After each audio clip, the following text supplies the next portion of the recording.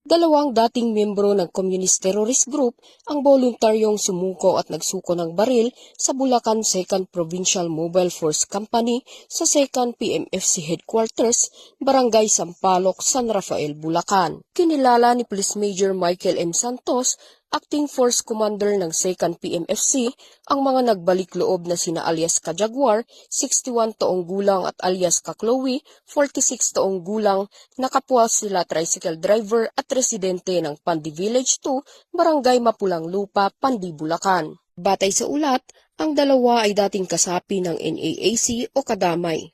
Ang kanilang voluntaryong pagsuko ay naisakatuparan bilang resulta ng patuloy na koordinasyon at pagsisikap ng Bulacan PPO na hikayatin ang mga individual na talikuran ang armadong pakikibaka at piliin ang mapayapang pamumuhay.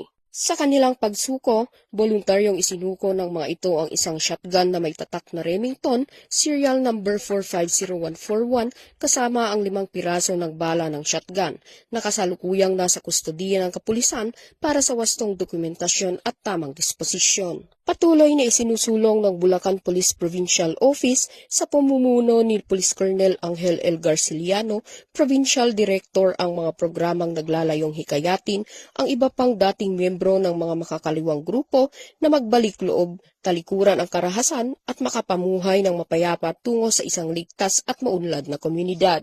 Mula dito sa Gitnang Luzon, ako ang inyong PNN Correspondent, Patrolwoman Janice Bulahaw. Alagad ng batas, tagataguyod ng balitang pulis.